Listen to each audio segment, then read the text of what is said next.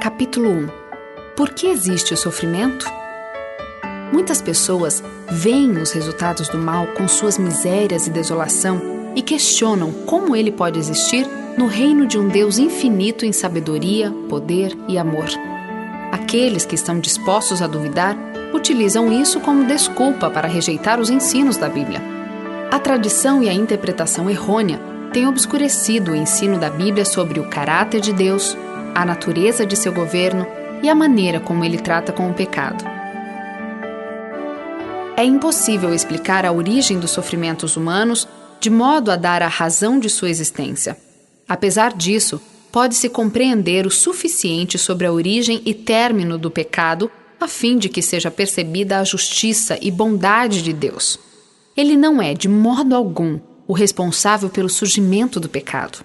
Ele não retirou arbitrariamente sua graça, nem houve qualquer imperfeição em seu governo para dar motivo à rebelião. O pecado é um intruso e não pode ser oferecida razão alguma para sua existência. Desculpá-lo significa defendê-lo. Se fosse possível encontrar uma justificativa para ele, deixaria de ser pecado. O pecado é a atuação de um princípio contrário à lei do amor, que é o fundamento do governo divino. Antes da manifestação do mal, havia paz e alegria por todo o universo. O amor a Deus era supremo e era imparcial o amor de uns para com os outros. Cristo era um com o eterno Pai em natureza, caráter e propósito. O único que poderia entrar nas decisões e propósitos de Deus. Nele foram criadas todas as coisas nos céus e na terra, as visíveis e as invisíveis, sejam tronos ou soberanias, poderes ou autoridades.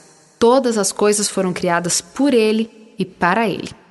Sendo que a lei do amor é o fundamento do governo de Deus, a felicidade de todas as criaturas dependia de sua perfeita harmonia com os princípios de justiça dessa lei. Deus não tem prazer na submissão forçada, mas concede a todos o poder da escolha, para que possam prestar-lhe obediência voluntária. Houve, porém, alguém que preferiu deturpar essa liberdade. O pecado se originou com aquele que, depois de Cristo, havia sido o mais honrado por Deus. Antes do pecado, Lúcifer era o primeiro dos querubins guardiões, santo e incontaminado.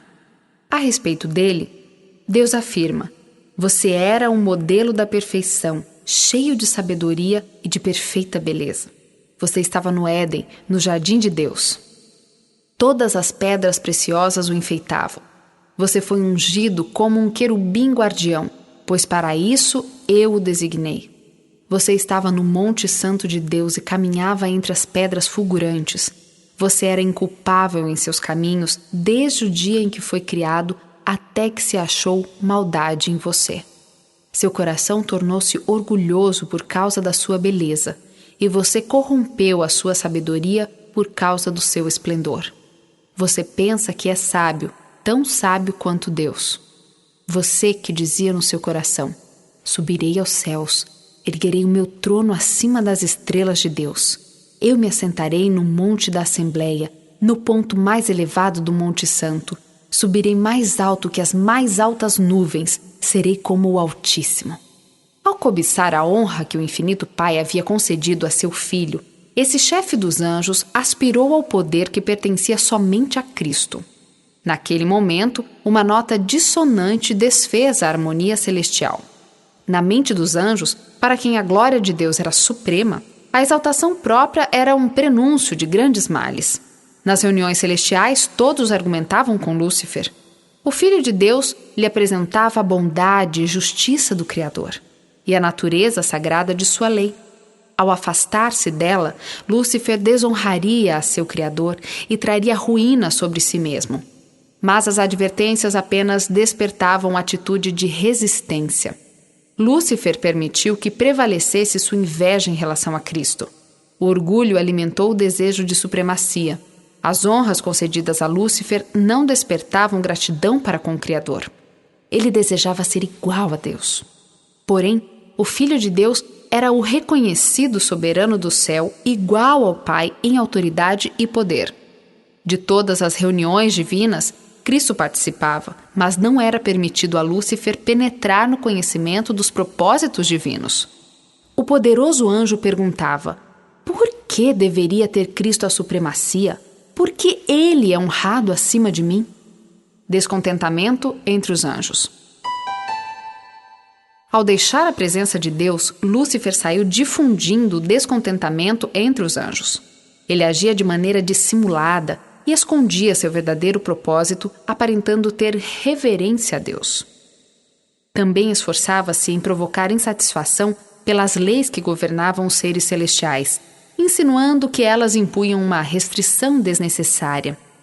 Sendo que os anjos possuem uma natureza santa, Lúcifer insistia em que eles deveriam obedecer unicamente sua consciência.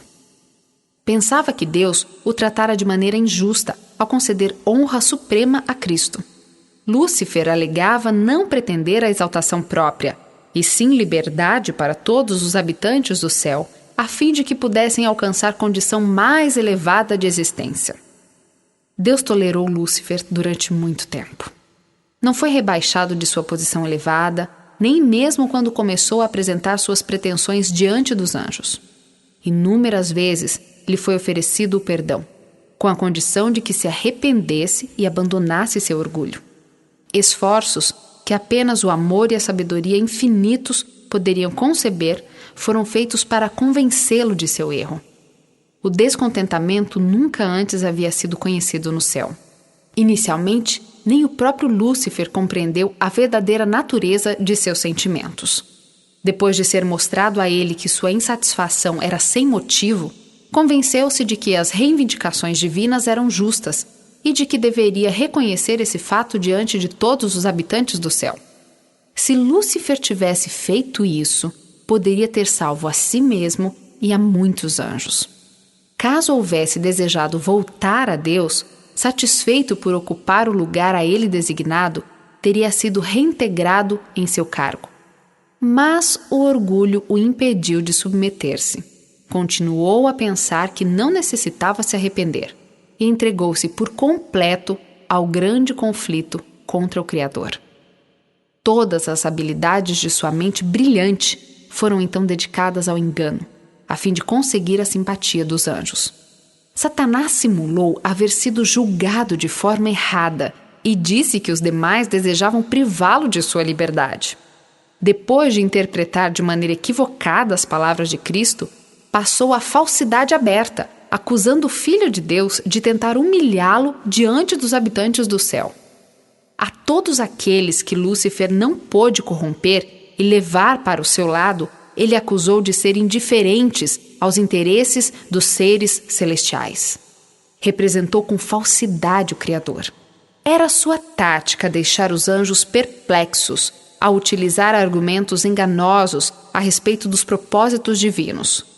Tudo o que era simples ele envolvia em mistério e, por meio de astuta perversão, lançava dúvida às mais claras afirmações de Deus. Seu elevado cargo dava maior força às alegações. Muitos foram induzidos a se unir a ele na rebelião. A desafeição torna-se aberta revolta. Deus, em sua sabedoria, permitiu a Satanás continuar sua obra, até que a atitude de desafeição amadurecesse e se tornasse uma visível revolta. Era necessário que seus planos fossem completamente desenvolvidos, para que seu verdadeiro caráter fosse visto por todos. Lúcifer era grandemente amado pelos seres celestiais, e sua influência sobre eles era forte. O governo de Deus incluía não somente os habitantes do céu, mas de todos os planetas que ele havia criado. Por isso, Satanás pensou que, se pudesse levar à rebelião os anjos do céu, poderia também levar outros mundos. Utilizando sofismas e mentiras, ele tinha grande poder para enganar. Mesmo os anjos fiéis não podiam discernir perfeitamente seu caráter ou ver quais seriam as consequências daquilo. Satanás havia sido tão honrado e todos os seus atos eram tão misteriosos que era difícil aos anjos desvendar a verdadeira natureza de suas ações. Antes que tivesse um desenvolvimento completo, o pecado não pareceria o mal que em realidade era. Seres santos não eram capazes de perceber as consequências de desprezar a lei divina. Inicialmente, Satanás havia alegado estar promovendo a honra de Deus e o bem de todos os habitantes do céu. Ao lidar com o pecado, Deus poderia utilizar somente a justiça e a verdade. Satanás podia fazer uso daquilo que Deus não usaria: lisonja e engano. O verdadeiro caráter do usurpador deveria ser compreendido por todos. Seria necessário tempo para que ele mostrasse quem realmente é através de suas más ações. Satanás atribuiu a Deus a discórdia que o seu próprio procedimento havia causado no céu. Ele declarou que todo o mal era provocado pela maneira como Deus administrava o céu. Por isso era necessário que Satanás demonstrasse suas verdadeiras pretensões ao revelar as consequências das mudanças propostas na lei de Deus. Suas próprias ações deveriam condená-lo. Todo o universo deveria ver o enganador desmascarado. Mesmo quando foi decidido que Satanás não poderia mais permanecer no céu, a sabedoria infinita não o destruiu. A submissão das criaturas de Deus deve ser motivada pela convicção a respeito de sua justiça. Os habitantes do céu e de outros mundos, estando despreparados para compreender as consequências do pecado, não perceberiam a justiça e a misericórdia de Deus caso ele destruísse Satanás. Se este fosse destruído imediatamente, os outros teriam servido a Deus por medo em vez de amor. A influência do enganador não teria sido completamente extinta e nem eliminada a atitude de rebelião. Para o bem do universo, através das futuras eras, Satanás deveria desenvolver plenamente suas intenções, para que todos os seres criados pudessem perceber corretamente as acusações dele contra o governo divino. A rebelião de Satanás deveria ser para o universo um testemunho a respeito dos terríveis resultados do pecado. Seu governo mostraria quais os frutos de se rejeitar a autoridade divina. A história dessa terrível experiência de rebelião deveria ser um meio de proteção permanente a todas as criaturas, livrando-as de cometer pecado e sofrer o castigo por ele. Quando foi anunciado que, juntamente com todos os simpatizantes de Satanás, ele deveria ser expulso das habitações celestiais, o líder dos rebeldes confessou ousadamente seu desprezo pela lei do Criador. Denunciou os estatutos divinos como restrição à sua liberdade e declarou que seu objetivo era conseguir a abolição dessa lei. Livres dessa restrição, os anjos poderiam alcançar condição de existência mais elevada. Banidos do céu. Satanás e suas hostes lançaram a culpa de sua rebelião sobre Cristo. Afirmaram que se não houvessem sido censurados, não teriam se rebelado.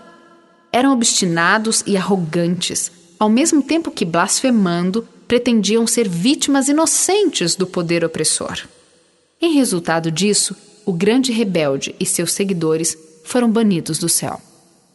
A atitude de Satanás ainda inspira a rebelião na terra entre os desobedientes. Assim como ele, muitos pretendem que os seres humanos alcançam liberdade ao transgredir a lei de Deus. A reprovação ao pecado ainda desperta ódio.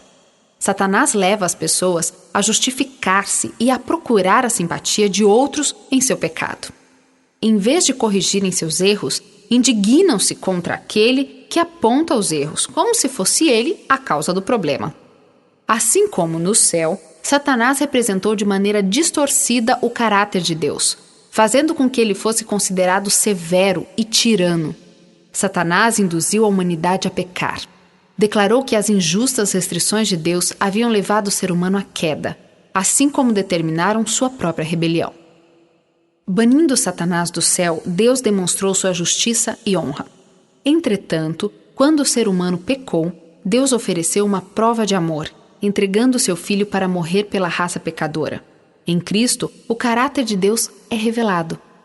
O poderoso argumento da cruz demonstrou que o governo de Deus não era a causa do pecado.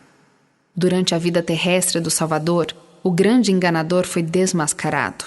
Sua pretensão, ousada e blasfema, de que Cristo deveria adorá-lo, a contínua maldade que atacava Jesus de um lugar a outro, inspirando o coração de sacerdotes e povo a rejeitar seu amor, e o brado, crucifica-o, crucifica-o, tudo isso despertou o assombro e a indignação do universo. O príncipe do mal exerceu todo o seu poder e engano para destruir Jesus. Satanás utilizou os seres humanos como seus agentes, a fim de encher de sofrimento e tristeza a vida do Salvador. Os fogos da inveja e maldade, ódio e vingança irromperam na cruz contra o Filho de Deus. Na cruz, a culpa de Satanás foi claramente apresentada. Ele revelou seu verdadeiro caráter. Suas mentirosas acusações contra o caráter de Deus apareceram como realmente são. Ele havia acusado a Deus de exaltar a si mesmo ao requerer obediência de suas criaturas e declarara que, embora o Criador exigisse a abnegação de todos os outros, ele próprio não a praticava e não fazia sacrifício algum. Na morte de Cristo foi visto que o governante do universo havia realizado o máximo sacrifício que o amor poderia efetuar, pois Deus em Cristo estava reconciliando consigo o mundo. Cristo, a fim de destruir o pecado, humilhou-se e foi obediente até a morte. Em favor do ser humano. Todo o céu viu a justiça de Deus revelada.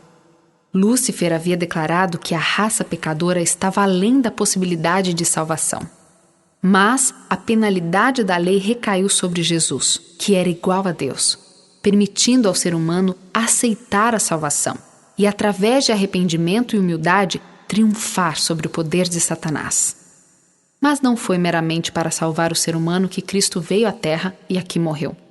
Ele veio para demonstrar a todos os mundos que a lei de Deus é imutável.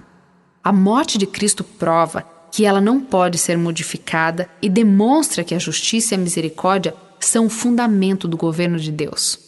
Na execução final do juízo, será visto que não existe motivo para o pecado. Quando o juiz de toda a terra perguntar a Satanás: "Por que você se rebelou contra mim?", o originador do mal não poderá apresentar resposta alguma. No grito agonizante do Salvador na cruz, "Está consumado", soou a sentença de morte de Satanás. O grande conflito foi resolvido naquele momento. A eliminação definitiva do mal se tornou certa. Vem o dia, ardente como uma fornalha. Todos os arrogantes e todos os malfeitores serão como palha, e aquele dia que está chegando ateará fogo neles, diz o Senhor dos Exércitos. Não sobrará raiz ou galho algum. O mal jamais se manifestará outra vez. A lei de Deus será honrada como a lei da liberdade. Criaturas provadas nunca mais se desviarão da fidelidade àquele cujo caráter foi manifestado como expressão de amor ilimitado e infinita sabedoria.